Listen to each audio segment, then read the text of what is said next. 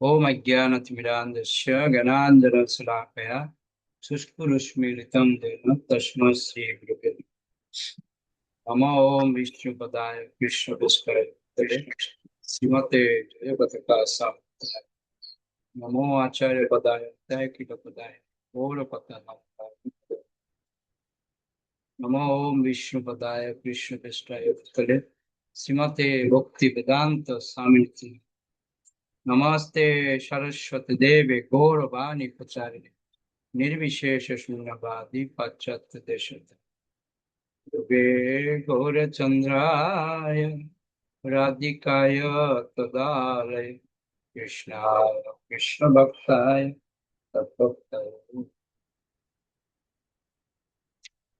पादो যদিও প্রথম দ্বিতীয় তৃতীয় তুর্যয় কথিত যদুরু নাভিস্তথা পঞ্চময়েব ষষ্ঠ ভুজান্তরন্তর যুগলাং তথান্বয় কষ্টস্তু রাজন নবম যদীয় মুখারবিন্দম দশম প্রফুল্লম একাদশ যস্য ললাটপট্টং শিরোপীতো দ্বাদশ এব ভাতি তমাদিদেবং করুণানিদানম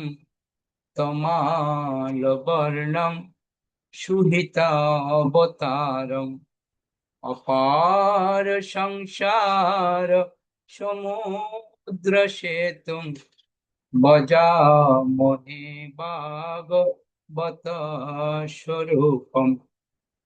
নমো ভগবতে বাসুদেবায়। ওম নমো ভগবতে বাসুদেবায়। ওম নমো ভগবতে বাসুদেবায়। নারায়ণং নমস্কৃত্যং নরং চৈব নরোত্তমং দেবীং সরস্বতীং ব্যাসো ততো জয়। মুখং করতি বাচালং পুংলং యతే কৃপাতমহং বন্দে পরমানন্দ মাধব শ্রী গুরু ত্রিকারিণী শ্রী চৈতন্য পরমেশ্বর। হরি ওম তৎসৎ। হরে কৃষ্ণ। আগামী সপ্তাহ থেকে ভাগবত বন্দনা এক একজন করে করবেন, তাহলে সবার মুখস্থ হয়ে যাবে। ঠিক আছে, দেখে দেখে করুন, করতে করতে মুখস্থ হবে। আশা করি ভাগবত বন্দনা সবার কাছে আছে। ঠিক আছে, তো সবাই ভাগবত বন্দনা করবেন। আর ভাগবত বন্দনার সাথে সাথে অনুবাদটাও আপনারা বুঝার চেষ্টা করবেন। অনুবাদটা তো সহজ, যদি শ্লোকটা বুঝতে পারেন অনুবাদটা বুঝতে কোনো অসুবিধা নেই। ঠিক আছে, এক এক সপ্তাহে এক একজন। প্রভু প্রথম সপ্তাহে আমি করব। আপনি করবেন, ভেরি গুড। এরকম এক এক সপ্তাহে এক একজন নিয়ে নেবেন। ও দ্বিতীয় সপ্তাহে আমি করব। Thank you. 2 সপ্তাহ হয়ে গেল, 2 সপ্তাহ হয়ে গেল, আর 2 সপ্তাহ হলে 1 মাস হয়ে যাবে। ব্যাস, এরকম করে করে এক এক সপ্তাহে একজন করবেন। ওকে, তাহলে আপনাদেরও মুখস্থ হয়ে যাবে।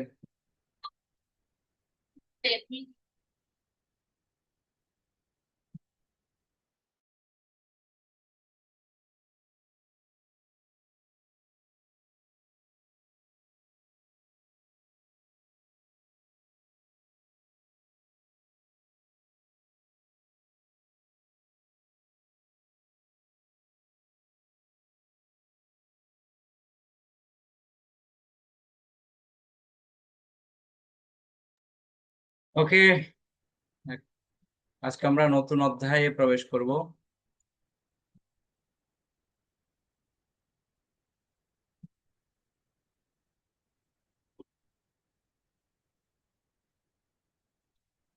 আজকের অধ্যায়ের নাম হচ্ছে শুদ্ধ ভক্তি, হৃদয়ের হৃদয়ের পরিবর্তন। পরিবর্তন। তৃতীয় অধ্যায়।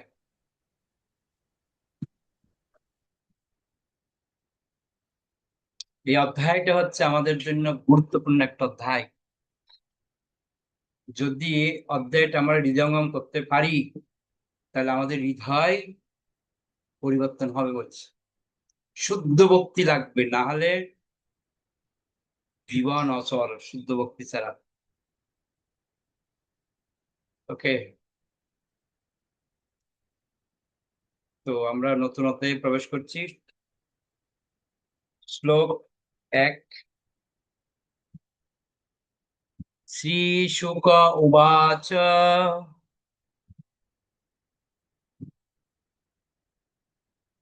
এবমেতং নিগদিং পৃষ্টবান যদ ভবান মম নৃণাং যন্ত্রিয়মানানাং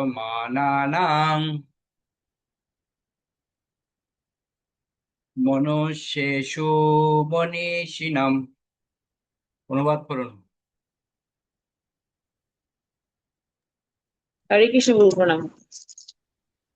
শ্রী সুখদেব গোস্বামী বললেন, হে মহারাজ পরীক্ষিত, যেভাবে আপনি আমাকে মরণোন্মুখ বুদ্ধিমান মানুষদের কর্তব্য সম্বন্ধে জিজ্ঞাসা করেছেন, সেই অনুসারে আমি আপনাকে উত্তর দিয়েছি। হরে কৃষ্ণ। খুব সুন্দর একটা পয়েন্ট এখানে রয়েছে। আসলে এটা পরীক্ষিত মহারাজের প্রশ্ন নয়,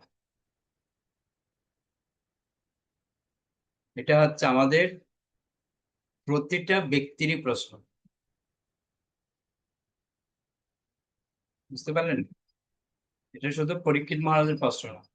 কেন আমাদের প্রশ্ন প্রতিটা ব্যক্তির? কারণটা কি? কে বলতে পারেন কারণটা কি? সুনির্মলা মাতাজি বলুন। হরে কৃষ্ণ প্রভু প্রণাম। কারণ মৃত্যু তো আমাদের সবারই হবে, ওই কারণে। গুড। উজ্জ্বলা মাতাজি। হরে কৃষ্ণ গুরু প্রণাম। ও মৃত্যু আমাদের অবধারিত এবং জন্মালে মৃত্যু অবশ্যই হবে, অবধারিত। তাই মৃত্যু সম্পর্কে সবারই প্রশ্ন থাকে, যারা বুদ্ধিমান। হরে কৃষ্ণ। খুব সুন্দর পয়েন্ট। এবার হচ্ছে আপনাদের উপর একটা পার্সোনাল প্রেয়ার। এই যে কথাটা বলছে, আমরা তো বললাম বুদ্ধিমান মানুষের এটা একটা ভালো প্রশ্ন, কিন্তু আমরা কি এই প্রশ্নের মধ্যে পড়ছি? সেটা হচ্ছে মুখ্য বিষয়। আমরা বলছি স্বাভাবিক, মৃত্যু মরণ সম্পন্ন ব্যক্তির এরকম প্রশ্ন হওয়া উচিত। না, আমরা তো মনে হয় না যে আমাদের মৃত্যু হবে বলে মনে হয় না। আমরা তেমন ভাব দেখাচ্ছি যে না, আমরা প্রত্যেকে মৃত্যুকে জয় করে ফেলেছি, যে ভাব সব আমাদের দেখছি। কিন্তু সুখদেব গোস্বামী বলছেন, হ্যাঁ, আপনি যতই মনে করুন না কেন যে আপনি মৃত্যুকে জয় করে নিয়েছেন, হ্যাঁ, মৃত্যু কিন্তু আপনি জয় করেননি। কি মনে হয়, যদি মৃত্যুকে যদি জয় না করতাম, তাহলে এত প্ল্যান বানাতাম নাকি? 5 তলা বাড়ি বানাবো, এই করব, ব্যাংক ব্যালেন্স করব, এই বানাবো, এই বানাবো, কত প্ল্যান বানাচ্ছি আমরা। তো এতে প্ল্যান বানানোর পিছনে কারণ কি? একটাই প্ল্যান, আমি অনেক বছর থাকবো, তাই না? এই জন্যই তো আমরা এত প্ল্যান। কিন্তু একটা পয়েন্ট এখানে বলছি। কি পয়েন্ট?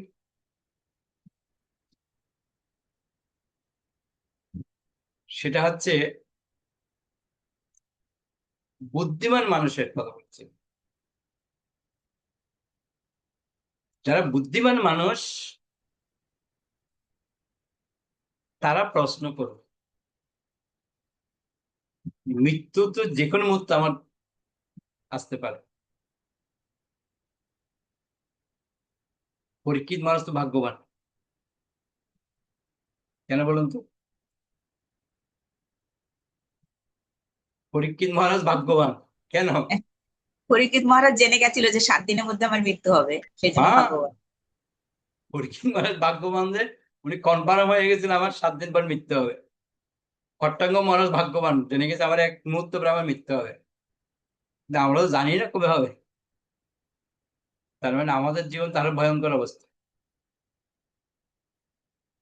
তো ওই জন্য আমাদের কি প্রতিটা মুহূর্তে ভাবতে হবে যে মৃত্যু মনে হয় আমার আজকেই আসতে পারে।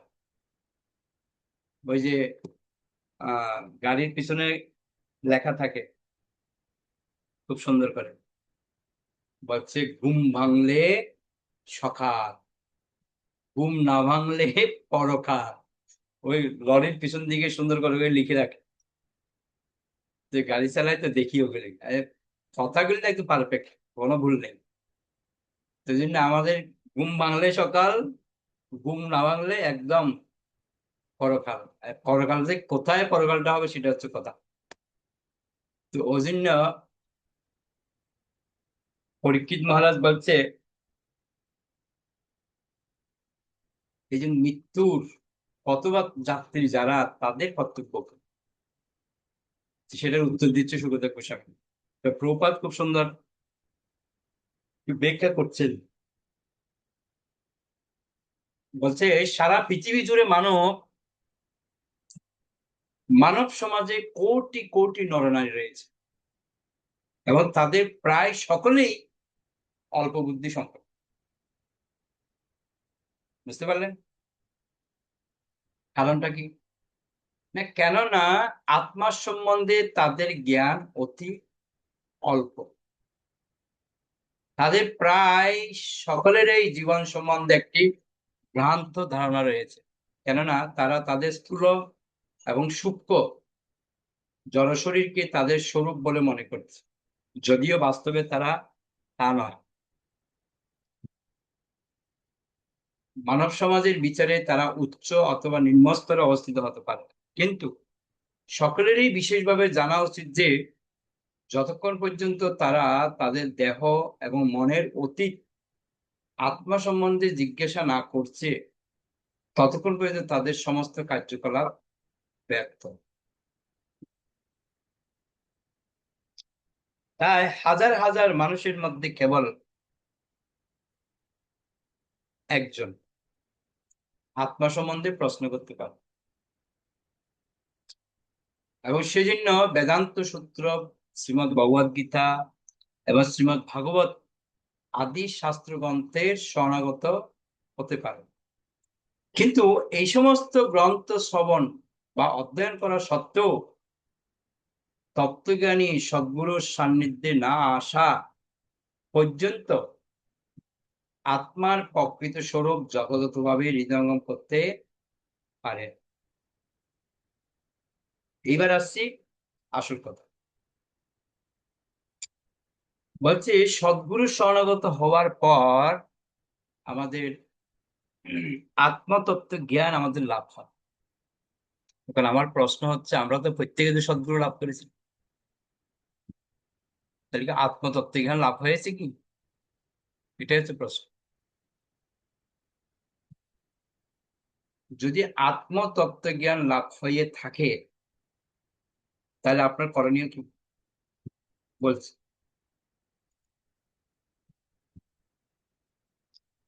লক্ষ লক্ষ মানুষদের মধ্যে কেবল দু একজন মাত্র তত্ত্বত শ্রীকৃষ্ণকে জানতে পারে। এই জন্য শ্রী চৈতন্য চরিতামৃতে মধ্যলীলা 20 অধ্যায় 112 থেকে 123 নাম্বার শ্লোকের কথা উল্লেখ করা হয়েছে। কি খুব সুন্দর শ্লোক! মায়ামুগ্ধ জীবের নাহি শত কৃষ্ণ জ্ঞান, জীবের কৃপায় কইলা কৃষ্ণ বেদ পুরাণ। শাস্ত্র গুরু আত্মারূপে আপনারে জানান, কৃষ্ণ মোর প্রভু ত্রাতা জীবের হয় জ্ঞান। কি বলছে? যে আমরা সবাই হচ্ছি মায়া মুগ্ধ জীব।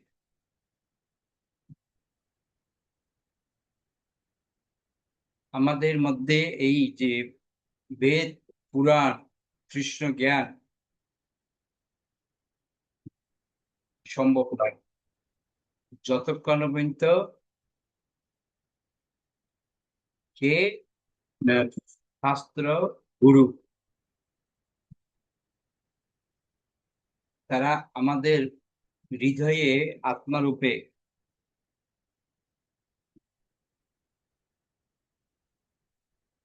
আমাদেরকে সমস্ত কিছু শিক্ষা প্রদান করে। এই জন্য আমরা বলি না চৈত্যগুরু চিত্তের মধ্যে থাকে। যে বলে কৃষ্ণ মোর প্রভু তথা জীবের হয় জ্ঞান, কেননা কৃষ্ণ আমাদের হৃদয়ে পরমাত্মা রূপে অবস্থান করছে, তাই না? বুঝলেন, বলছে ব্যাসদেব রূপে অবতীর্ণ হয়ে শ্রীকৃষ্ণ তার অহৈতুকী কৃপার প্রভাবে বৈদিক শাস্ত্র সমূহ দান করেছেন, যাতে বুদ্ধিমান মানুষেরা শ্রীকৃষ্ণের সঙ্গে তাদের হারিয়ে যাওয়া সম্পর্কের পুনঃ প্রতিষ্ঠা করতে পারেন।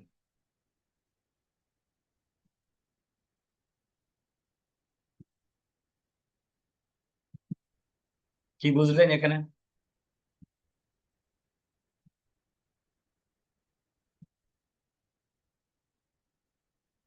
কেন ব্যাসদেব এত কষ্ট করে আমাদেরকে এই বৈদিক শাস্ত্র জ্ঞান দান করলেন? কারণটা কি?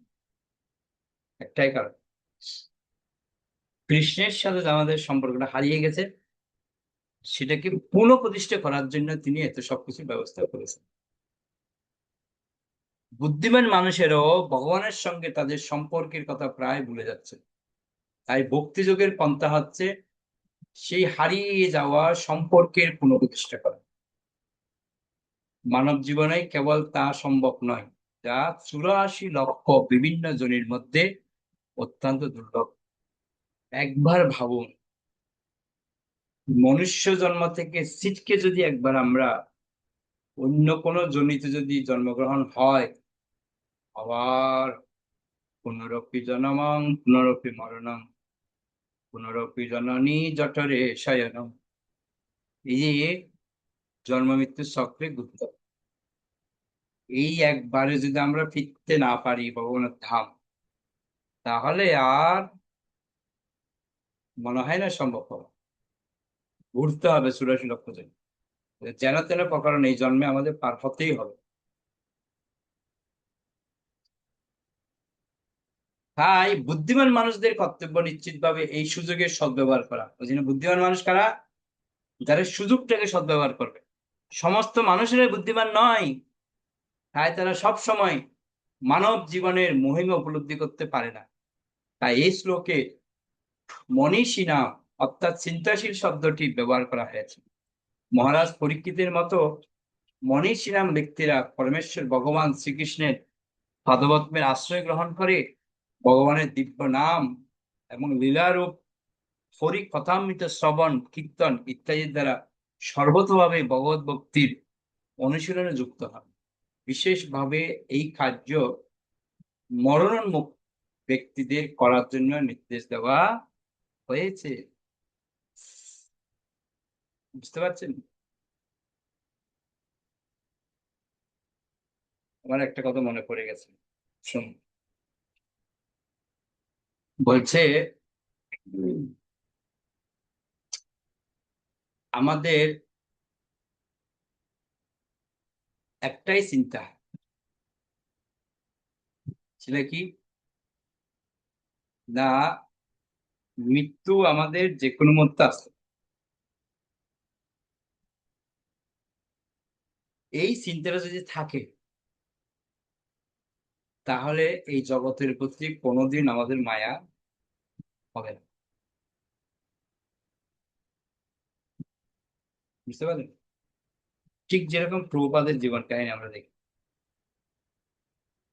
প্রভু আমেরিকায় ছিলেন, যেই মনে হচ্ছিল যেন আমার মনে হয় শরীর মনে হয় ছাড়ার টাইম হয়ে গেছে, তৎক্ষণাৎ সব ছেড়ে চলে দিয়ে প্রভুপাদ সুধা বৃন্দাবন। আবার কিছুদিন পরে দেখি না ঠিক হয়ে গেছে। আবার যাক কৃষ্ণ চাইছে না, তাহলে একটু ঘুরে আসি। আবার প্রচারে বেরিয়ে গেছে। যেই কিছুদিন প্রচার করে আবার শরীর খারাপ হয়েছে, আবার চলে আসছে কিন্তু। এটাই হচ্ছে বুদ্ধিমান ব্যক্তি। যে সবসময় মাথায় রাখতে মৃত্যু যে কোনো মুহূর্তে আসতে পারে, আর যে কোনো মুহূর্তে প্রস্তুত। সেটা প্রভুপাদ প্র্যাকটিক্যাল দেখিয়েছে। সব মুহূর্তের মধ্যে ছেড়ে দিয়েছে, সব ছেড়ে সোজা বৃন্দাবন। তো ওই জন্য আমাদেরকে শিক্ষা দিচ্ছে কেন, সব সময় যেন ভগবানের দিব্য নাম, দিব্য লীলা, হরিকথামৃত শ্রবণ, আর যেটা শুনবো সেটা অপরকে বলা, কীর্তন, এগুলি আমাদেরকে সবসময় যুক্ত থাকতে হবে। বুঝতে পারলেন?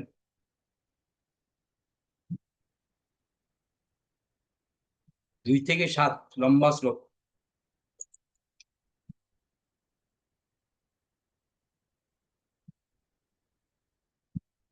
ব্রহ্মর্বচস কামস্ত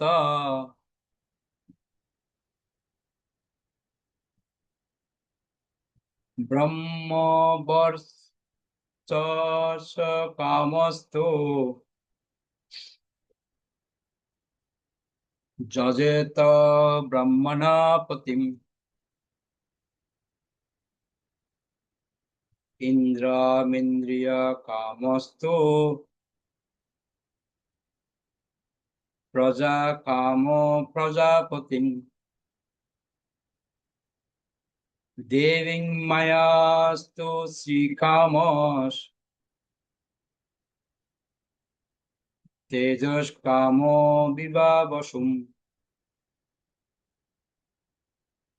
বসু কামো বসু রুদ্রান বীর্য কামো হত বীর্যবান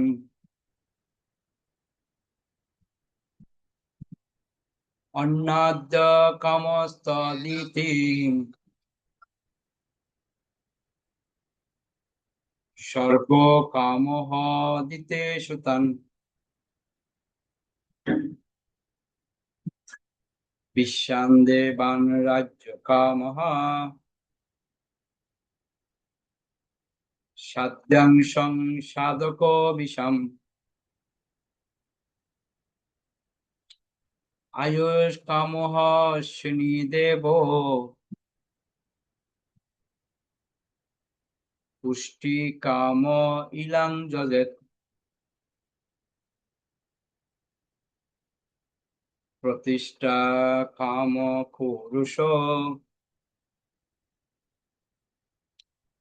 রোদসী লোকমাতরৈ রূপাবি কাম গন্ধর্বান স্ত্রী কামহপ্সর উর্বশীম আধিপত্য কাম সর্বেষাং যজেত পরমেষ্টিনম যজ্ঞং যজেত যশস কামঃ কোশ কাম প্রসেতসম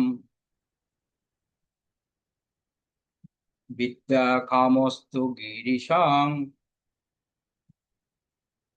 দাম্পত্যার্থ উমাং সতীম। অনুবাদ করুন।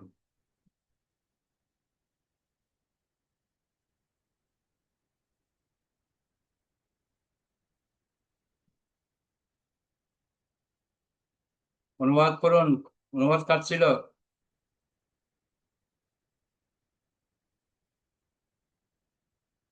আপনারা মনে রাখতে পারেন না, কি জ্বালা। সর্বরূপ আমাদের ছিল। হরে কৃষ্ণ। হরে কৃষ্ণ প্রভু, আমার ছিল নাকি? হ্যাঁ মাতাজি আপনার ছিল। বসে বসে বসে হরে কৃষ্ণ প্রভু, শুনতে পাচ্ছি না প্রভু, আমার কি ছিল? আমার 8 নম্বর একটা ছিল না? গার্গী মাতাজি পড়ুন তো।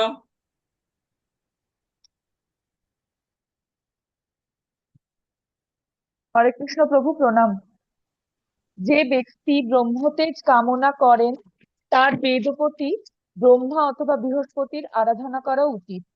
যিনি ইন্দ্রিয় তর্পণের পটুতা কামনা করেন তার দেবরাজ ইন্দ্রের আরাধনা করা উচিত, এবং যিনি পুত্রাদি কামনা করেন তার প্রজাপতিদের আরাধনা করা উচিত। যিনি স্ত্রী কামনা করেন তার প্রকৃতির অধিষ্ঠাত্রী দুর্গা দেবীর আরাধনা করা উচিত। যিনি তেজ কামনা করেন তার অগ্নিকে আরাধনা করা উচিত, এবং যিনি ধন কামনা করেন তার অষ্টবসুর আরাধনা করা উচিত। যিনি বল এবং বীর্য কামনা করেন তার শিবের অংশ রুদ্রের আরাধনা করা উচিত। যিনি প্রচুর পরিমাণে শস্য কামনা করেন তার অদিতির আরাধনা করা উচিত। যিনি স্বর্গ কামনা করেন তার আদিত্যদের উপাসনা করা উচিত। যিনি রাজ্য কামনা করেন তার বিশ্বদেবের উপাসনা করা উচিত, এবং যিনি জনসাধারণের মধ্যে জনপ্রিয়তা লাভ করতে চান তার সাধ্যদেবের পূজা করা উচিত। যিনি দীর্ঘায়ু কামনা করেন তার অশ্বিনী কুমার দ্বয়ের আরাধনা করা উচিত, এবং যিনি দেহের পুষ্টি কামনা করেন তার পৃথিবীকে পূজা করা উচিত। যিনি প্রতিষ্ঠা অর্থাৎ স্বপদে স্থিত থাকার কামনা করেন তার অন্তরিক্ষ ও পৃথিবীর আরাধনা করা উচিত। যিনি রূপ কামনা করেন তার গন্ধর্ব রূপ আরাধনা করা উচিত। যিনি স্ত্রী কামনা করেন তার উর্বশী অপ্সরার আরাধনা করা উচিত। যিনি সকলের উপর আধিপত্য কামনা করেন তার ব্রহ্মাকে আরাধনা করা উচিত। যিনি যশ আকাঙ্ক্ষা করেন তার পরমেশ্বর ভগবানের আরাধনা করা উচিত, এবং যিনি ধন সঞ্চয়ের অভিলাষী তার কুবেরের আরাধনা করা উচিত। যিনি বিদ্যা লাভের অভিলাষ করেন তার শিবের আরাধনা করা উচিত, এবং যিনি দাম্পত্য প্রেম কামনা করেন তার সতী উমাদেবীর আরাধনা করা উচিত। হরে কৃষ্ণ প্রভু প্রণাম। নিতাই গৌর প্রেমানন্দে হরি হরি বল। কি লাগবে বলুন? যার যেটা লাগবে মনের আরাধনা করবেন, পেয়ে যাবেন। আর কি চাই? তো আমাদের তো সব চাই। হ্যাঁ, সবাইকে আরাধনা করুন, লাইন ধরে সব পেয়ে যাবেন। বুঝছেন? যা চাইবেন তাই পাবেন। কি লাগবে? ওই যে ডিপার্টমেন্ট আছে না আমাদের, এই ডিপার্টমেন্ট, এই ডিপার্টমেন্ট, এই ডিপার্টমেন্ট, এই ডিপার্টমেন্ট, খাদ্যমন্ত্রী, অর্থমন্ত্রী, বিদ্যামন্ত্রী, শিক্ষামন্ত্রী, কত ডিপার্টমেন্ট, ডিপার্টমেন্ট। যা লাগবে তার কাছে যান, চাইবেন আর পেয়ে যাবেন। শুধু একটু সন্তুষ্ট করতে হবে। বুঝতে পারলেন? উজ্জ্বলা মাতাজি কি বলছেন? কোনটা লাগবে আপনার? কোনোটাই লাগবে না প্রভু। প্রভু এখানে বলছিলেন যে যিনি বিদ্যা লাভের অভিলাষ করেন তিনি শিবের, বিদ্যা তো আমাদের সরস্বতী দেবীর বলা হয়। সরাসরি যে কোথেকে পাই? আহ শিবের থেকে। হুম। এইটা জিজ্ঞেস করছিলাম, ওকে। এর তুলনা চাই না। একখানে যে বলছে যা লাগবে সব পেয়ে যাবে। বুঝলেন তো? প্রপাত বেশি কিছু বলেনি, অল্প কথা শেষ করে দিয়েছে। বলছে বিভিন্ন বিষয়ে সাফল্য লাভ করতে ইচ্ছুক ব্যক্তিদের জন্য বিভিন্ন রকম পূজার বিধি রয়েছে। জড়জগতের সীমার মধ্যে আবদ্ধ জীবেরা সব রকম ভোগের বিষয়ে দক্ষ না হতে পারে, কিন্তু উপরোক্ত বিশেষ বিশেষ দেবতাদের আরাধনা করার মাধ্যমে বিশেষ বিশেষ বিষয়ে যথেষ্ট প্রভাব বিস্তার করতে পারে।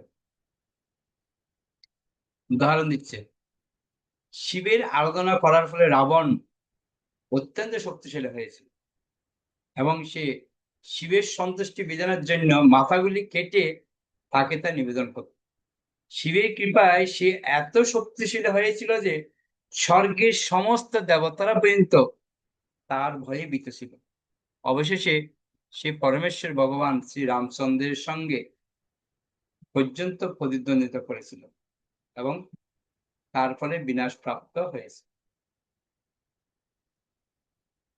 অর্থাৎ এই সমস্ত ব্যক্তিরা যারা সামগ্রিকভাবে অথবা আংশিকভাবে জড়সুখ ভোগ করতে চায়, অর্থাৎ স্থূল জড়বাদীরা প্রকৃতপক্ষে স্বল্প বুদ্ধি সম্পন্ন, একথা শ্রীমদ্ ভগবদ্গীতার 7ম অধ্যায় 20 নম্বর শ্লোকে প্রতিপন্ন হয়েছে। সেখানে উল্লেখ করা হয়েছে যে কামনার দ্বারা যাদের জ্ঞান অপহৃত হয়েছে, অর্থাৎ মায়ার প্রভাবে যাদের বুদ্ধি আচ্ছন্ন হয়েছে, তারাই বিভিন্ন দেবদেবীর পূজা করার মাধ্যমে জড়জাগতিক সুখ ভোগ করতে চায়। এবং অথবা বৈজ্ঞানিক প্রগতির মাধ্যমে জাগতিক উন্নতি সাধন করতেছে। একদম ক্লিয়ার কাট কথা। খারা চাই এসবের প্রতি কাদের ইন্টারেস্ট? কাদের? বলছে যারা জড়জাগতিক সুখ ভোগ করার জন্য চেষ্টা করে। এখন একটা প্রশ্ন উঠতে পারে, আমাদের ভক্তরা তো প্রতিদিন সকালে বলছি, তাই না? হে মহাপ্রভু, না দনং না দ্রণং না সুন্দরী কবিতাং বা জগদীশ কামে। বলছি তো প্রতিদিন, যা হবে হবে। বলছি কিন্তু এই কথাটা এখানে তুলছে, এখানে বলছে এটা যে আমরা প্রত্যেকেই জাগতিক সুখ ভোগ করার জন্য চেষ্টা করছি।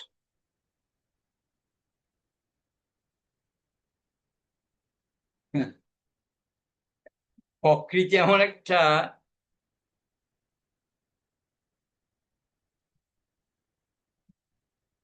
যে বিষয় রয়েছে না, প্রকৃতি থেকে যা ভোগ করবেন তার সুদে আসলে সব রিটার্ন দিতে হবে। প্রকৃতি কিন্তু ছাড়বে না। আমরা প্রকৃতি থেকে যাই কিছু নিই না কেন, তার কিন্তু সুদে আসলে রিটার্ন দিতে হবে। মনে করবেন না যে আমাদের সাথে।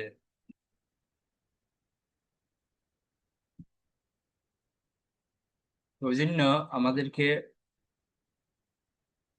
জাগতিক যে সুখ ভোগ করার যে আমাদের ঐকান্তিক প্রবণতা, সেটা আমাদেরকে ত্যাগ করতে হবে। প্রপাত কতবার বলছে, simple life high thinking, simple life high thinking, simple life high thinking. আর আমরা উল্টো। আমরা দেখতে পাচ্ছি বিদেশিরা ওখান থেকে সব ছেড়ে ছুড়ে এসে তারা মহাপ্রভুর সেবায় কিভাবে দিন যাপন করছে।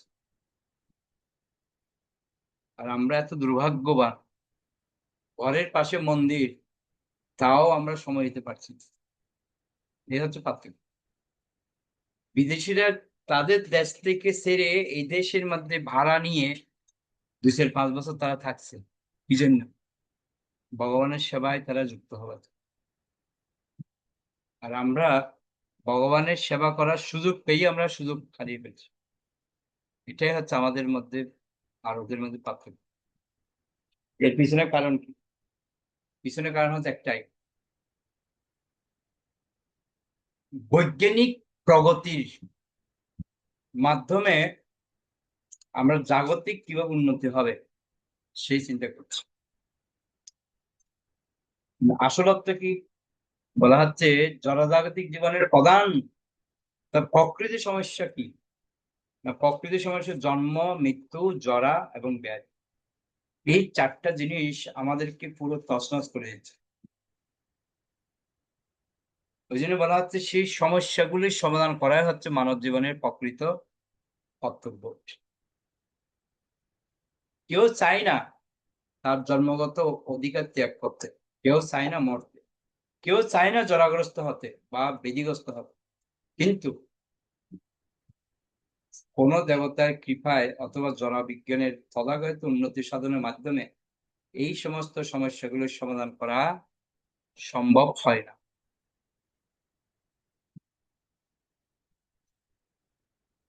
ওই জন্য শ্রীমৎ ভগবদ গীতায় এবং শ্রীমৎ ভাগবতে এই সমস্ত অল্পবুদ্ধি সম্পন্ন ব্যক্তিদের সব রকম সদ্গুণ বর্জিত বলে বর্ণনা করা হয়েছে।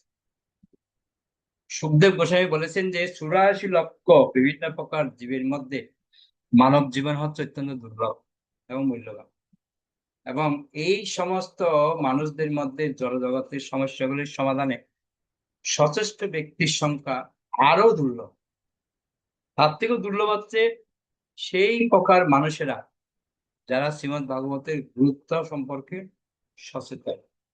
কেননা শ্রীমদ্ ভাগবতে ভগবান এবং তার শুদ্ধ ভক্তদের বাণী রয়েছে। বুদ্ধিমান এবং মূর্খ নির্বিশেষে সকলের জন্য মৃত্যু অবশ্যম্ভাবী। আপনি মনে করবেন না যে আপনি বুদ্ধিমান বলে আপনি বেঁচে যাবেন না। আপনি বুদ্ধিমান হন বা মূর্খ হন, মৃত্যু কিন্তু আপনার অবশ্যম্ভাবী। যেন বলছে না, জাতস্য হি ধ্রুব মৃত্যুর ধ্রুবং জন্ম মৃত্যুস্য। যার জন্ম হয়েছে তার মৃত্যু অবশ্যম্ভাবী। আপনি যতই প্রাসাদ বানান আর যতই সম্পদ গড়ুন না কেন, মৃত্যু আপনার হবে।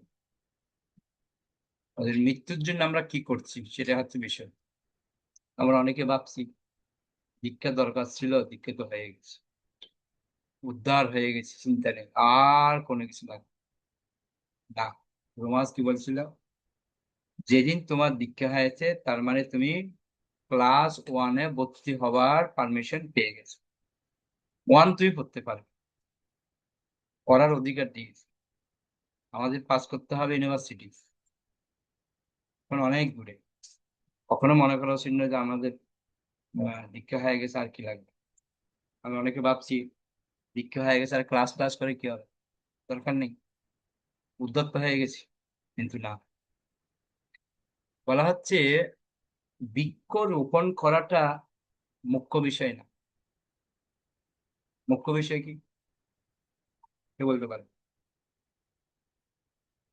হরে কৃষ্ণ প্রভু প্রণাম। লালন পালন করা। ওটাকে বাঁচানো। আপনারা হাত তুলতে পারেন না? প্রভু ওর কথা হাতটা হচ্ছে, তাড়াতাড়ি উঠে না, অনেকক্ষণ ধরে করলে তবে ওঠে। একটা সাবজেক্টে তুলতে যাই। কি বলছেন আপনি? প্রভু বলো, প্রভু বৃক্ষটাকে তাকে বাঁচিয়ে রাখাটাই হচ্ছে আমার মূল উদ্দেশ্য, তার রক্ষণাবেক্ষণ করাটাই আমার হবে মূল উদ্দেশ্য। তো আর মানে হচ্ছে বীজ, বীজটা রোপণ করে দিয়েছে আপনাকে গুরুদেব, আপনার হৃদয়ে বীজ বপন করেছে। এবার বীজটাকে আপনি কিভাবে সজাগ রাখবেন, ওটাই কি করে আপনি বৃদ্ধি করবেন, ওই জন্য বলা হচ্ছে শ্রবণ কীর্তন। এই ভাগবত কথা শ্রবণ কীর্তন করতে হবে। করার পর ক্রমান্বয়ে আস্তে আস্তে আপনার লতাটা বৃদ্ধি পাবে, অর্থাৎ বৃক্ষটা অঙ্কুরিত হবে। বোঝা গেল? আমাদের ভক্তি বাড়ছে না কেন? আমরা যে গুরুদেবের দেয়া যে কথাগুলি, ওগুলো আমরা পালন করছি না। গুরুদেবকে আমরা কথা দিয়েছি, হে গুরুদেব আপনার ফসল আমরা সহায়তা করবো, হ্যান করবো, ত্যান করবো, যজ্ঞকুণ্ডের মধ্যে আমরা সাক্ষী রেখেছিলাম, কিন্তু আমরা কিছুই করছি না। তাহলে আমরা কি হয়ে গেলাম? নিজেকে নিজে প্রশ্ন করতে আমার কি কি হলাম। ওই জন্য বলছে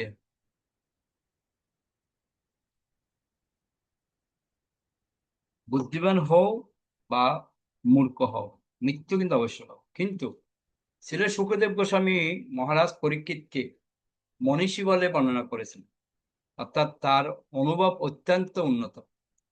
কেননা মৃত্যুর ঠিক পূর্বে তিনি সমস্ত জড়ভোগ ত্যাগ করে শ্রী সুখদেব গোস্বামীর মতো উপযুক্ত ব্যক্তির শ্রীমুখ থেকে ভগবানের কথা শ্রবণ করে তার শ্রী পাদপদ্মে সম্পূর্ণরূপে শরণাগত হয়েছে। এটা হচ্ছে মূল কথা। কি মূল কথা?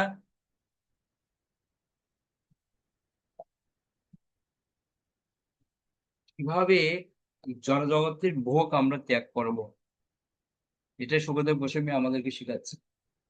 ওকে,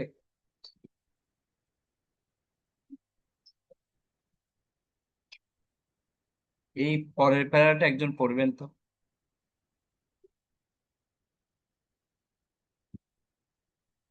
অজিতেশ প্রভু পড়ুন, শুনিয়ে।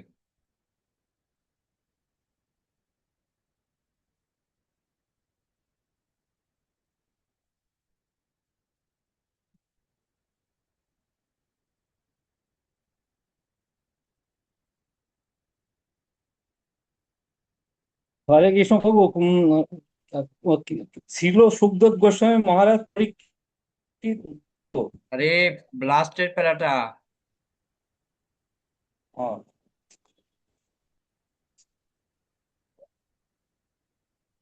আমার সব একসঙ্গে হবো।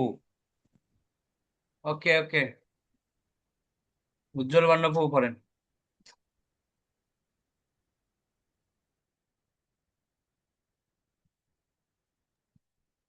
প্রভু আমারও তো বইতে সব একসঙ্গেই, এক প্যারা, একটাই প্যারা। একটাই প্যারা। আমি পড়বো। হরে কৃষ্ণ। হ্যাঁ, হ্যাঁ। সর্বমাতাজি পড়ুন। হরে কৃষ্ণ প্রভু প্রণাম। জড় সুখভোগের প্রচেষ্টায় সবসময় নিন্দা করা হয়েছে। সেই সমস্ত আকাঙ্ক্ষা পতিত মানব সমাজের নেশার মতো। বুদ্ধিমান মানুষদের কর্তব্য হচ্ছে সেই সমস্ত প্রচেষ্টা সর্বোচ্চভাবে ত্যাগ করে তাদের প্রকৃত আলোয় ভগবত ধামে ফিরে গিয়ে নিত্য জীবন লাভের চেষ্টা করা। হরে কৃষ্ণ প্রভু। বলুন আপনাদের উপলব্ধি বলুন, এটা পড়ে সর্বমাতাজি যেটা পড়েছেন এটা সম্পর্কে আপনাদের উপলব্ধি বলুন। কি বুঝলেন, কে কি বুঝতে পারলেন শুনি একটু।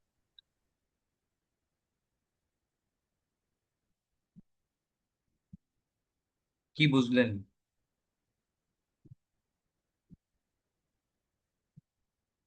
আপনি এখনো পাননি খুঁজে প্যারাটা? হ্যাঁ প্রভু, পেয়েছি আমি। কি বুঝলেন?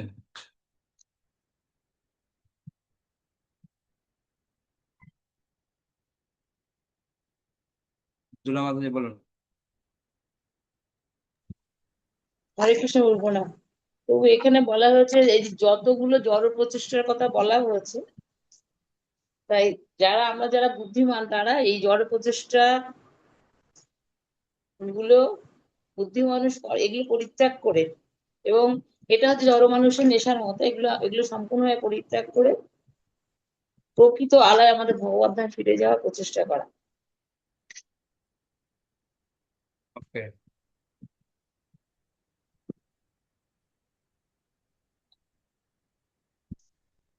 সর্বরূপ মাতাজি। হরে কৃষ্ণ প্রভু। প্রভু এখানে বলা হয়েছে যে জড় সুখভোগটা যে সেটা আমরা সবসময় নিন্দা করতে হবে। আর যে যারা পতিত পতিত মানব সমাজ সেটা নেশার মতো, এটা আমাদের বর্জন করতে হবে। আর যারা বুদ্ধিমান তারা একমাত্র পারবে যে জড় সুখভোগটা ত্যাগ করে ভগবত ধামে ফিরে যাও। হরে কৃষ্ণ। ওকে, নিত্যবিন্দু মাতাজি কি বলছে দেখি। হ্যাঁ, হরে কৃষ্ণ প্রভু, এখানে আমি এটাই বুঝলাম যে নেশার কথা, এই যে প্রভুপাদ এখানে যে নেশার কথাটা তুলেছে, তো এই নেশাটার সাথে তুলনা করেছে যে মানে আমাদের এই যে জড় সুখ ভোগের যে আনন্দটা সেটা নেশার সাথে প্রভুপাদ এখানে তুলনা করেছে। এটাই আমি এখানে বুঝলাম। তো এখানে আমাদের এটাই হচ্ছে নেশাটাকে থেকে মুক্ত হওয়ার জন্য এটাই আমাদের করা করা উচিত, এটা এই পন্থাটা প্রভুপাদ আমাদের এখানে বলেছে। তাই জড় সুখ ভোগটাকে এটা নেশার সাথে প্রভুপাদ তুলনা করেছে। নেশার মতো একদম, যেরকম নেশা একের পর এক নেশা করতে আমাদের আনন্দ লাগে, সেটাই জড়ভূত আনন্দটা, এটা নেশার সাথে তুলনা করবো। ওকে,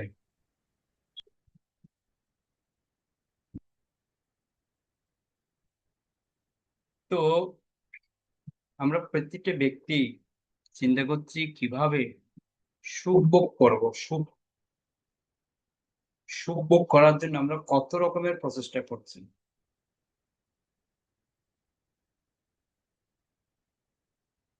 কিন্তু লাভ কিছু হচ্ছে কি?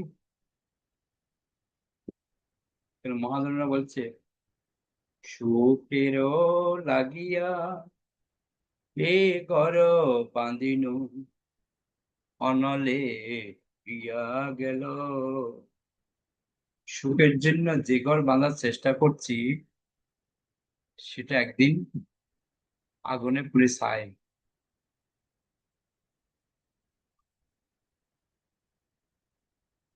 ওই জন্য বুদ্ধিমান মানুষ হচ্ছেন তিনি কে,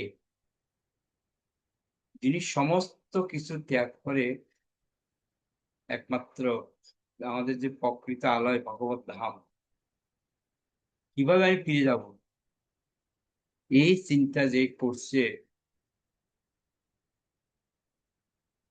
সেই হচ্ছে প্রকৃত বুদ্ধিমান।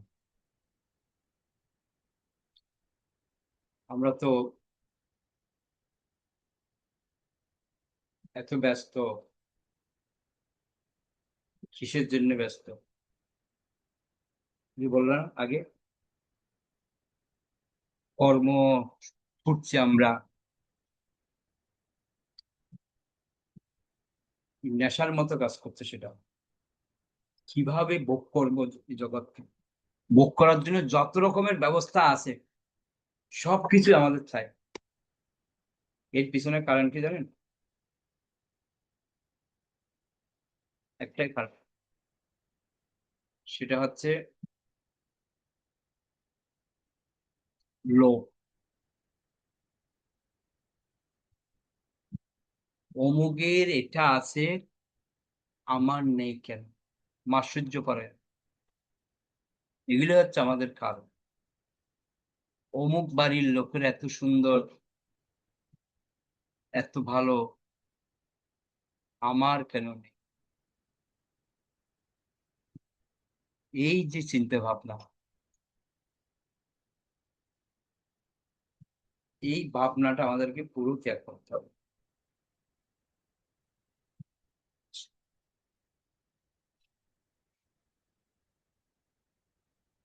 কেননা আমাদের লক্ষ্য হচ্ছে ভগবত ধাম যাওয়া,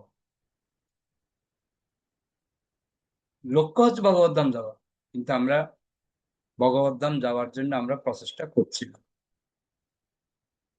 আমরা কি করে সুখ ভোগ করবো সেটাই আমরা চিন্তা করছি।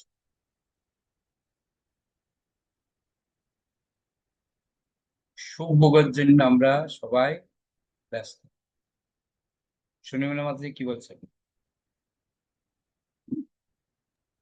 হরে কৃষ্ণ প্রভু। প্রভু, আমার একটা প্রশ্ন, এই যে আপনি একটু আগে বললেন না যে আমরা এত ব্যস্ত থাকি যে অনেক সময় আমরা মন্দিরেও যেতে পারি না ব্যস্ততার কারণে, কিন্তু প্রভু অনেক সময় যেমন ঠিক ঠিক বাইরে অনেক কাজ থেকে যায়, যে যাওয়া যায় না। যেমন আজকের দিনটাই আমার কাজ ছিল যে কারণে আমি যেতে পারিনি, তার মধ্যে আপনার ক্লাসও ছিল। তো আমি তো ওই কারণে আজকে আর যেতে পারিনি মন্দিরের মধ্যে। তাহলে সেইটা মানে আমি কিভাবে নেব প্রভু, সেই জিনিসটা আমাকে একটু বলবেন please? হরে কৃষ্ণ। ব্যালেন্স করতে হবে, টার্গেট করতে হবে, প্ল্যান বানাতে হবে, তাহলে সাকসেস হবে। আমাকে প্ল্যান বানাতে হবে, অমুক দিন আমি এখানে যাব, এখানে যাবো, এখানে যাবো। যেমন আমরা 1 মাস আগে থেকে ট্যুর বানাই, ট্যুরে যাব, তার আগে 1 মাস আগে থেকে টিকিট কাটি। ওই যে ওই ট্যুরটার জন্য আমি যা কাজ আছে আমার, ওই সবগুলো আমি গুছিয়ে নিই।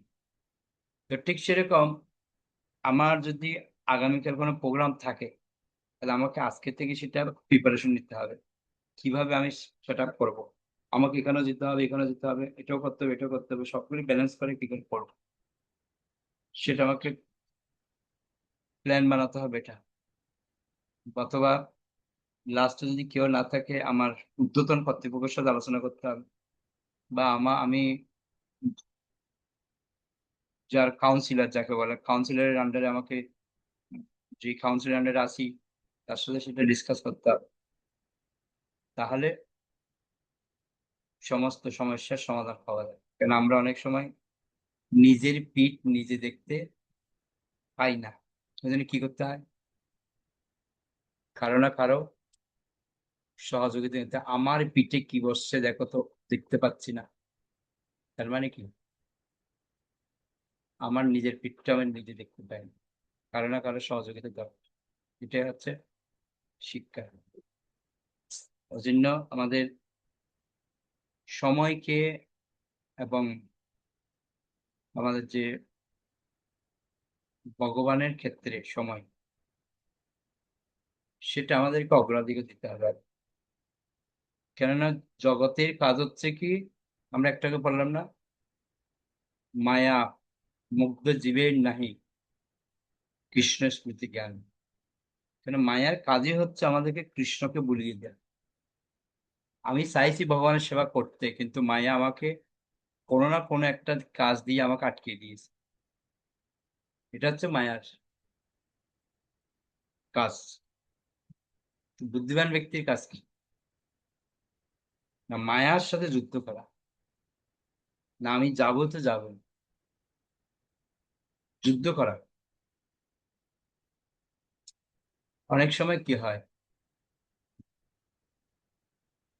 আপনি কোথায় যাবেন প্ল্যান করেছেন, গাড়িতে উঠছেন, গাড়িটা খারাপ হয়ে গেছে, ওই গাড়ি বসে থাকবেন? না, আরেকটা গাড়ি চেঞ্জ করে গন্তব্য যেতে হবে। তো ঠিক সেরকম আমাদেরও প্ল্যান অনেক থাকবে, প্ল্যানটাকে চেঞ্জ করতে হবে। আমি চেয়েছিলাম এই রাস্তা দিয়ে গেলে তাড়াতাড়ি হবে, এখন থেকে ওই রাস্তা দিয়ে আমার দেরি হবে। রোড চেঞ্জ করুন, প্ল্যান চেঞ্জ করে অন্য দিক দিয়ে যেতে হবে ঘুরে। লক্ষ্য আমার ভগবানের কাছে যাবো, মন্দির আমি যাবোই, লক্ষ্য রাখতে হবে। কেননা আমি যদি ভগবানের সেবা থেকে বঞ্চিত হই, লসটা আমার, ভগবানের না। ওই জন্য বলছে না, তোমারও সেবায় দুঃখ হয় যত, সেই তো পরামর্শ, সেবা সুখ দুঃখ। মায়া তো আমাদের পিছন ছাড়বেই না। আমি মন্দিরে যেতে পারছি না বা ভগবত সেবা করতে পারছি না, তার মানে মায়া আমাকে পিছন থেকে আঁকড়ে ধরেছে। এই মায়ার সাথে যুদ্ধ করাই হচ্ছে আমাদের কাজ।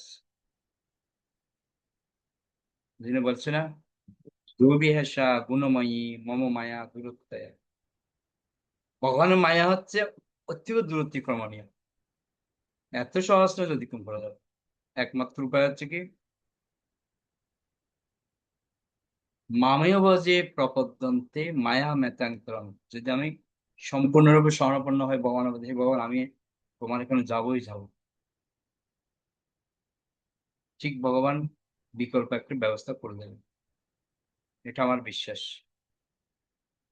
এরকম অনেক কাহিনীও আছে, ভক্ত যেটা চেয়েছে ভগবানের কাছে, ভগবান সেটা পূর্ণ করবে। যদি সেটা ভগবানের পিতাত্বে হয়, তাহলে ভগবান তো 100% সাপোর্ট করবে। তো এই জন্য আমাদেরকে ব্যালেন্স করতে হবে, টাইম মেনটেন করতে হবে। আমার এতটা বাজে ক্লাস হচ্ছে, এতটা বাজে সেবা আছে, আমি এতটা বাজে যাবো, সেবা করব, সেবা করে আবার তাদের চলে আসবো, এতটা বাজে ক্লাস করবো, এটা করবে, এটা প্ল্যান বানাতে হবে। আমি একটা এক্সাম্পল দিই, ঠিক যেরকম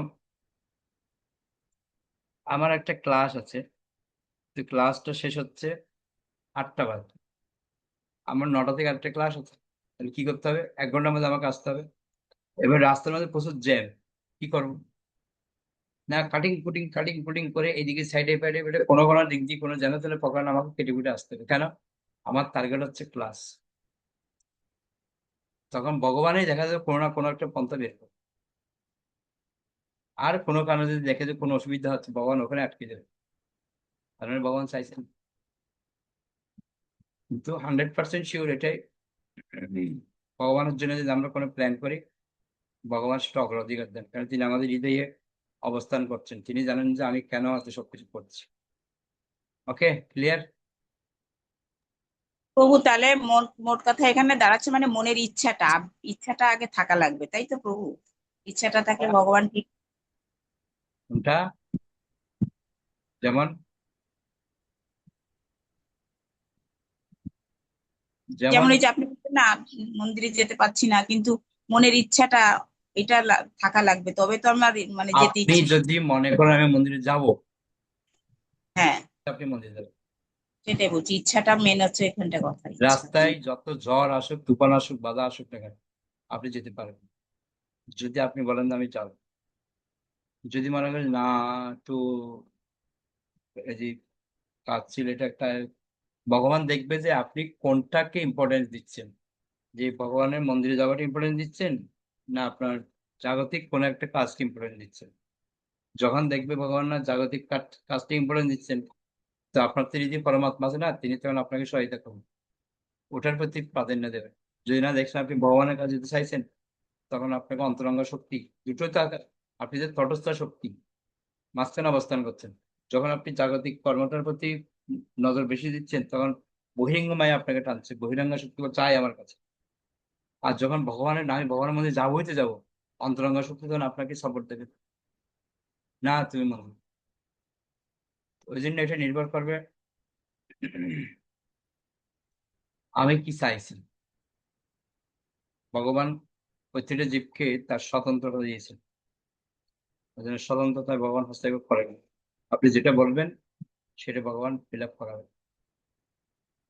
ওকে, আশা করি ক্লিয়ার। বৈষ্ণবেরও আবেদনে কি কৃষ্ণ দয়াময়। তো আপনি যেটা আবেদন করবেন কৃষ্ণ সেটা শুনবে। বুঝা গেল? আমি কি রকমের পজিশন আছি সেটা আমি স্যার আর কেউ জানে না। বুঝা গেল? যে আপনি যেটা আবেদন করবেন কৃষ্ণ সেটা অ্যাপ্রুভ করবে। আপনি বলবেন না আমার কালকে একটু বাইরে কাজ করতে হবে, তো অন্তরাত্মাকে পরমাত্মা শুনছে, তথাস্তু পারমিশন দিয়ে দিল। না, কালকে আমাকে মন্দির যেতে হবে, মন্দির যাবো। পরমাত্মা বললো তথাস্তু, দুটোই তথাস্তু দিয়ে দিয়েছে। এবার দেখবে যে ভগবান কোনটার প্রতি আপনি প্রাধান্য দিচ্ছেন, না জাগতিকটাকে। ওকে, যাও। আপনার ইচ্ছে কোনটার দিকে আছে সেটা আগে দেখবে না। ওই জন্য বলছে গুরু, কৃষ্ণ, সাধু, বাক্য, এগুলোর প্রতি যদি পূর্ণ ভরসা থাকে ওরাই ডিসাইড করে।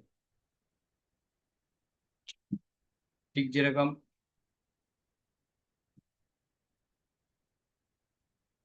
যে আমাদের বিল্বমঙ্গল বিল্বমঙ্গল ঠাকুর ভগবানের এত প্রিয় ছিলেন যে বিল্বমঙ্গল ঠাকুর গর্তে পড়ে যাচ্ছে, পিছন থেকে কৃষ্ণ এসে তাকে ধরছে। আমরা গাই না বিল্বমঙ্গল ঠাকুরের পুরুষোত্তম মাসে করলাম না আমরা ভজন, রাজে প্রসিদ্ধাং নবনীত চোরাম, যে আমরা গাইলাম যে বিল্বমঙ্গল ঠাকুর তার যে কনফিডেন্স, অন্ধ হলেও তার যে কনফিডেন্স ভগবানের সেবার প্রতি, ভগবান প্রতি পদে পদে তাকে কিন্তু রক্ষা করেছে, তাই না? অন্ধ মানুষ কি হয়, কখনো গর্ত করে কখনো এখানে পড়বে, পড়েছে একবারও? হ্যাঁ হ্যাঁ, কেন? কৃষ্ণদের পিছন থেকে লাঠি ধরে টানছে, পথ দেখাচ্ছে কৃষ্ণ, তাই না? কিন্তু হৃদয়ে তো অন্তরে তো পরমাত্মা আছে না, পরমাত্মাই তো পথ দেখাচ্ছে, অসুবিধা কোথায়? তো সেজন্য অগ্রাধিকার দিতে হবে। অগ্রাধিকার, অগ্রাধিকার মানে বুঝুন তো, প্রাধান্য কোনটাকে দিচ্ছে হবে, সেটা ভগবান বুঝতে পারে। তিনি আমাদের হৃদয়ে জানেন তো, অন্তরের কথা তিনি জানেন। আমি কি চাইছি, আমি কি সত্যিকার অর্থে কৃষ্ণের প্রতি যেতে চাইছি না জাগতিকটাকে দিতে চাইছি, পরমাত্মা তো তিনি জানেন না, সেটাকে অ্যাপ্রুভ করো। ওকে, ক্লিয়ার? হ্যাঁ প্রভু। দুঃখ তো হবেই, তোমার সেবায় দুঃখ হয় যত, সেই তো পরম। 8 নম্বর শ্লোক পড়েছিলাম, 8 নম্বর শ্লোক হয়নি? 8 নম্বর শ্লোক সবাই বলেন। ধর্মাত্ম উত্তম শ্লোকং তন্তু তম্বন পিতৃন যজেত রক্ষা কাম পুণ্য জনা নজস কাম মরুদ্গণান। অনুবাদ করুন। হরে কৃষ্ণ হরে প্রভু প্রণাম। কৃষ্ণ প্রভু প্রণাম। ধন্যবাদ। অনুবাদ। পরমার্থিক পারমার্থিক জ্ঞানের উন্নতি সাধনের জন্য শ্রী বিষ্ণু অথবা তার ভক্তদের আরাধনা করা উচিত। যারা সন্তানাদির কামনা করেন তাদের পিতৃবর্গের আরাধনা করা উচিত। যারা সুরক্ষা কামনা করেন তাদের পুণ্যবান যক্ষসমূহের এবং যারা বল কামনা করেন তাদের বিভিন্ন দেবদেবীর আরাধনা করা উচিত। হরে কৃষ্ণ। বাবা, কি লাগে, সব আছে। যার কি লাগবে তার কাছে যাবেন, সব পেয়ে যাবেন, চিন্তার কোনো ব্যাপার নেই। প্রভুপাদ কি বলছেন, ধার্মিক হওয়ার অর্থ হচ্ছে পারমাত্মিক পথে উন্নতি সাধন করা। এবং অবশেষে ভগবান শ্রী বিষ্ণু নির্বিশেষ দেহনির্গত রশ্মি ছটায় তার অন্তর্যামী পরমাত্মা রূপে এবং চরমে তার সবিশেষ ভগবান রূপের সঙ্গে নিত্য সম্পর্কের পুনঃপ্রতিষ্ঠা করা, এটাই হচ্ছে কাজ। এত কিছু চাই কি লাভ? যারা রাজ্য কামনা করেন এবং অনিত্য দেহের উন্নতি কামনা করেন, তাদের কখনো পিতৃবর্গ এবং অন্যান্য পুণ্যমান লোকসমূহের দেবতাদের শরণাগত হওয়া। বিভিন্ন দেবতাদের বিভিন্ন শ্রেণীর পূজকেরা চরমে এই ব্রহ্মাণ্ডে তাদের লোকে যেতে পারেন, কিন্তু যারা ব্রহ্মজ্যোতিতে চিন্ময় লোকে প্রবেশ করেন তাদের সাফল্য অনেক উন্নত স্তরে। কি লাভ? এই জাগতিক ভোগ আপনি পাবেন, এই কি হবে? একটা কথা আছে না, আপনি যা ভোগ করবেন, ভোগের অপর নাম দুর্ভোগ। দুর্ভোগ মানে জানেন তো, যা ভোগ করবেন তা আপনার দুর্ভোগ আসবেই। একটা গল্প আছে না, একটা মেয়ে, অনেকবার বলেছিলাম, তারপর অভিলাষ একটু খাটে শুবে মালিকের বাড়িতে। তো মালিক একদিন মার্কেটিং করতে গেছে ফ্যামিলি নিয়ে, তো কাজের মেয়েটা ঘরটা ঝাঁপ দিয়ে বিছানার মধ্যে শুয়ে পড়েছে, আর শুয়ে পড়েছে মানে একদম ঘুমিয়ে গেছে। মালিক ডাকছে, তার খবরই নেই। মালিক ডুপ্লিকেট চালিয়ে দিয়ে গেট খুললো, দেখছে কাজের মেয়েটা বিছানায় আরামসে ঘুমাচ্ছে। হেই, তোর এত বড় সাহস, আমার বেডরুমে তুই শুয়েছিস? তখন মালিক তার বেল্ট খুলে কি মার মেয়েটা, যত মারে মেয়েটা তত হাসছে, হাসছে। বলবে, আরে তোকে এত মারা হতে হাসছিস কেন? আমি ভাবছি, আমি যদি 1 ঘন্টা শুলে যদি এতগুলি বেতের বাড়ি খেতে হয়, তুমি যে এত সুচ্চ কত বেতের বাড়ি যে তুমি খাবে, সেটা নিয়ে আমি ভাবছি। বুঝতে পারলেন? এই হচ্ছে আমাদের ভাব। যত ভোগ করবেন প্রকৃতিকে, তত দুর্ভোগের জন্য আমাদের প্রস্তুত থাকতে হবে। সেই জন্য মেয়েটা শিক্ষা দিল, আমি 1 ঘন্টা ঘুমিয়েছি তার জন্য এতগুলো বেতের বাড়ি, আর তুমি এত আরামে ঘুমিয়েছো তার জন্য তোমার কি হবে তুমি ভাবো। তো ওই জন্য আমাদেরকে যত ভোগ কম করব তত আমাদের জন্য মঙ্গল। ভোগের অপর নাম হচ্ছে ভোগান্তি। যত ভোগ করবেন তত আপনাকে ভোগান্তি পেতেই হবে। এটা একদম খাঁটি সত্য কথা। শ্লোক 9, রাজ্য কাম মনন্দেবান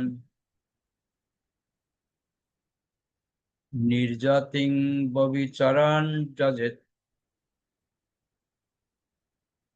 কাম কাম যজেত সোমম কাম পুরুষং পরম। হরে কৃষ্ণ প্রভু প্রণাম। যিনি রাজত্ব কামনা করেন তার মনুদের আরাধনা করা উচিত।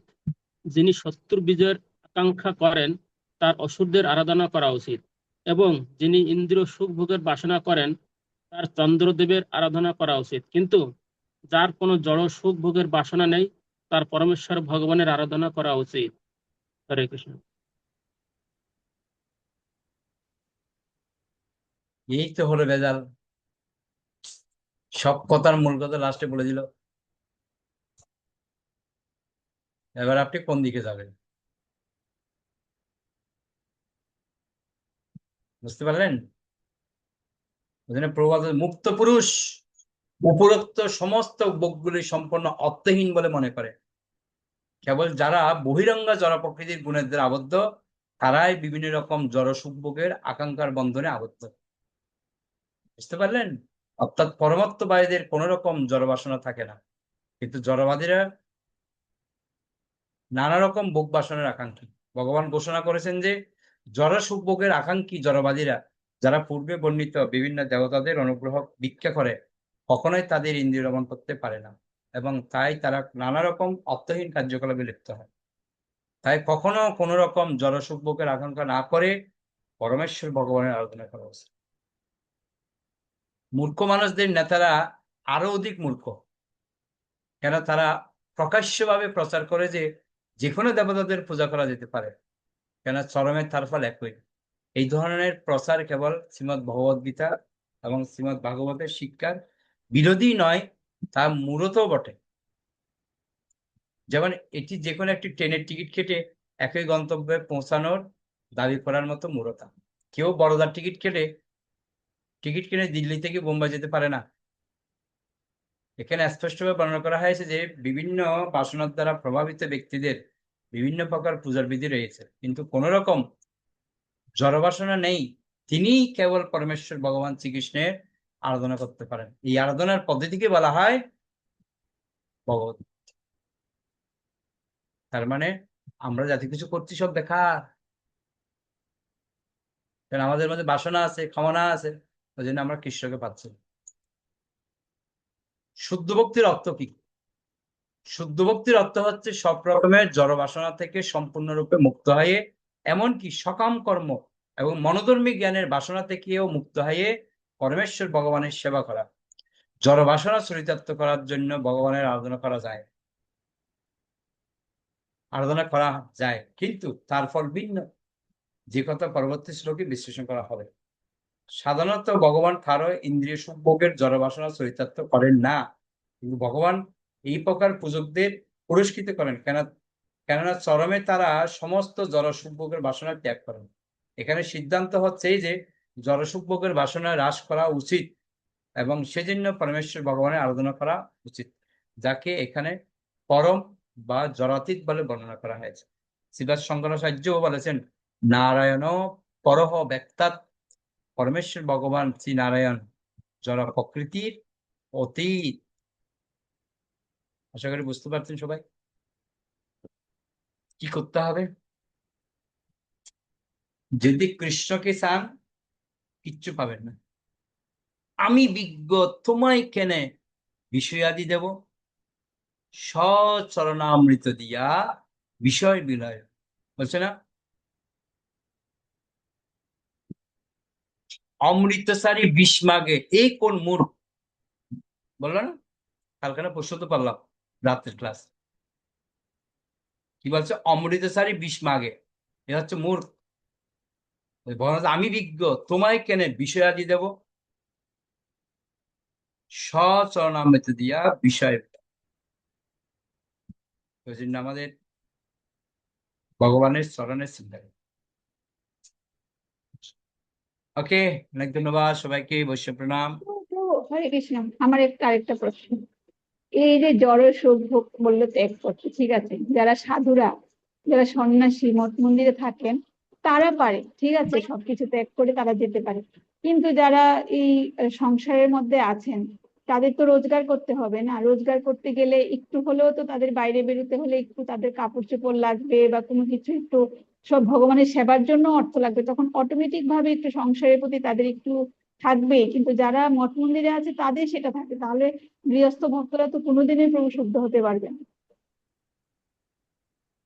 বলা প্রভু হচ্ছে ভক্তিবিনোদ ঠাকুর, প্রভু এত পেরেছিল ভক্তিবিনোদ ঠাকুর, শাস্ত্র গ্রন্থগুলি কার জন্য আগে বলো? সে তো দিয়েছেন, উনি প্রভুপাদ দিয়েছেন তো এই গৃহস্থ ভক্তদের জন্যই দিয়েছেন। তাহলে ব্রহ্মচারীরা মন্দিরে যারা, তারা শুয়ে থাকলেও কি বলছে? দণ্ডবত প্রণাম। দণ্ডবত প্রণাম বলছে। ওদের জন্য কোনো নিয়ম নেই তো, ওরা অলরেডি কৃপা প্রাপ্ত। যা নিয়ম কানুন সব হচ্ছে গৃহস্থদের। ওই জন্য বলা হচ্ছে আদর্শ গৃহস্থ ভক্ত। গৃহস্থ ভক্ত মানে কি? গৃহস্থ ভক্ত মানে হচ্ছে যিনি সর্বক্ষণ কৃষ্ণকে নিয়ে চিন্তা করেন, এটা হচ্ছে গৃহস্থ। আপনি চাকরি করছেন ভালো, আপনি কৃষ্ণের জন্য করছেন চাকরিটা করছেন বলে তো টাকাটা দিয়ে আপনি ভগবানের সেবা করবেন, তাই না? চাকরিটা কৃষ্ণের জন্য, কিন্তু চাকরিটা করার অর্থ হচ্ছে কৃষ্ণকে খুশি করার জন্য। কিন্তু চাকরি করার অর্থ হচ্ছে এই না যে জনসুখ ভোগ করার জন্য। চাকরি করার উদ্দেশ্য হচ্ছে কৃষ্ণকে কি করে খুশি করবো, তার জন্য চাকরি করবো। আর আমার এই অর্থ দিয়ে সবাই, পরিবার পরিজন সবাই যে খাচ্ছে, ওরা বৈষ্ণব, ওটা বৈষ্ণব সেবা হচ্ছে। বুঝা গেল? একটা কৌতুক করে একজন বলছিল, একজন বৈষ্ণব, বাড়ির মাতাজি সবসময় বলে আমি একটা বৈষ্ণব সেবা দেবো, আমি একটা বৈষ্ণব সেবা দেবো। ফুবুর কানের পাশে জ্ঞান জ্ঞান জ্ঞান জ্ঞান করে। ও বলছে ঠিক আছে দাও। এ মাসে একটা দিল, ফরমান আসে বলে এই মাসে একটা বৈষ্ণব সেবা দেবো।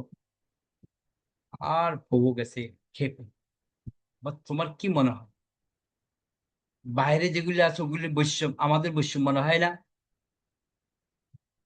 বলছি কেন? বলছে আমি বৈষ্ণব, তুমিও বৈষ্ণব, আমাদের আরেক বৈষ্ণব হচ্ছে হরে, ছেলের নাম হচ্ছে হরে। এই তিন বৈষ্ণব ঘরে থাকতে বৈষ্ণব সেবা দিব খারে। আবার বৈষ্ণব সেবা কেন লাগবে? ঘরে জেগে দেখে যেগুলো বৈষ্ণব মনে হচ্ছে না, এই যেগুলো সেবা করা ভগবান খুশি হয়ে যাবে। বুঝা গেল? বুঝতে পারলেন? বাস, তিন বৈষ্ণব ঘরে থাকতে হবে, বৈষ্ণব সেবা দেবো কারে? হ্যাঁ, এগুলোই তো বৈষ্ণব, এগুলো সেবা করলে ভগবান খুশি হয়ে যাবে। ওই জন্য গুরু মহারাজ বলছে সন্তান যতগুলো আছে সব বৈকুণ্ঠের শিশু, এদেরকে সেবা করো, প্রয়োজনে অর্চন বন্ধ করো, এদের সেবা করো। বুঝতে পারলেন? ক্লিয়ার? হ্যাঁ প্রভু, বুঝতে পেরেছি। যত নিয়ম কানুন সব গৃহস্থদের জন্য, ব্রহ্মচারীদের কোনো নিয়ম নেই, সন্ন্যাসীদের কোনো নিয়ম নেই, বানপ্রস্থদের কোনো নিয়ম নেই। ওরা এমনিতেও ওখানে শুয়ে থাকলো বা প্রণাম হয়ে যাবে, ওদের চিন্তা নেই। যত সব গন্ডগোল সব গৃহস্থদের। কেন? ভোগের চিন্তা কাদের? গৃহস্থদের। গৃহস্থরা ভোগের চিন্তা করে, ওই জন্য নিয়ম কানুন সব গৃহস্থদের জন্য।